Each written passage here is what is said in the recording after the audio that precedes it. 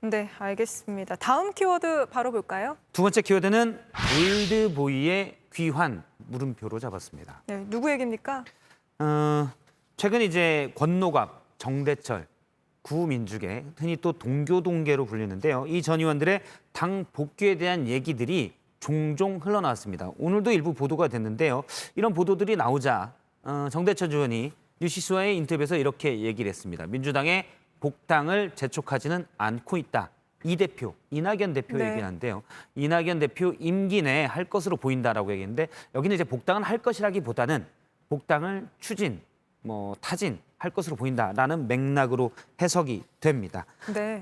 사실 정대철 전 의원과 이낙연 현재 민주당 대표의 오랜 인연은 눈길을 끌기도 했는데요. 과거 2003년에 정대철 당시 새천년 민주당 대표 시절 당시 대표 비서실장이 이낙연 의원 현 민주당 대표입니다. 두 사람은 서울대 법대 선후배 사이이기도 하고요. 두 사람이 가까운 사이이기 때문에 이낙연 당대표가 되자 민주당 구민주계, 동교동계가 복당하는 건 아니냐라는 얘기가 많이 나왔었습니다. 네. 제가 정대철 전 의원에게 직접 물어보려고 통화를 시도했는데 예전에는 전화를 잘 받았는데 오늘은 이 이슈가 돼서 불거지니까. 부담이 된 건지 전화를 받지 않았습니다. 그래서 다른 동교동계 인사에게 물어보니까 동교동계가 민주당 복당을 지금 최근에 막 재촉하는 분위기는 아니다. 다만 과거에도 그렇고 얘기가 종종 나오곤 하는데 민주당 내 친문에서 반발이 좀 심하지 않겠냐.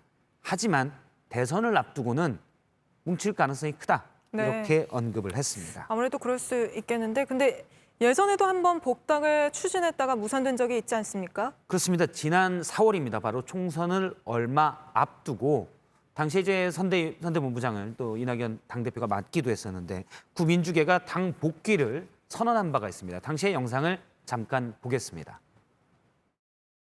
우리는 지난날 같은 꿈을 함께 꾸었고 그 꿈을 함께 이루었던 민주당에 오늘 복귀합니다. 지금이야말로 민주당의 힘을 볼태야 할 때라고 생각합니다. 4월에 오늘 복귀한다고 했는데 복귀는 안 됐습니다. 네. 복귀는 내가 복귀하겠다라고 해서 된 게 아니라 민주당 최고위원회에서 복귀해도 되겠다라고 허락을 해줘야 복귀가 되는데 이게 최고위원회에서 논의가 전혀 안 된 겁니다. 네. 왜냐하면 민주당 내 주류인 친문 측에서 반발이 심했기 때문에 아예 제쳐둔 문제였는데요. 실제 동교동계는 2016년에 민주당 내 당시 역시 주류인 친문과 갈등을 겪고 집단 탈당을 해서 이렇게 안철수 대표가 있는 국민의힘을 같이 만든 바가 있습니다. 지금 익숙한 얼굴들이 나오는데요. 앞서 이제 안철수 지금 국민의힘 국민당 대표의 모습이 네. 보이고 박지원 국정원장의 모습도 보이고요. 당시에 이제 같이 했었고요. 건너갑 보면 정대철 전 의원의 모습도 확인을 할 수가 있습니다.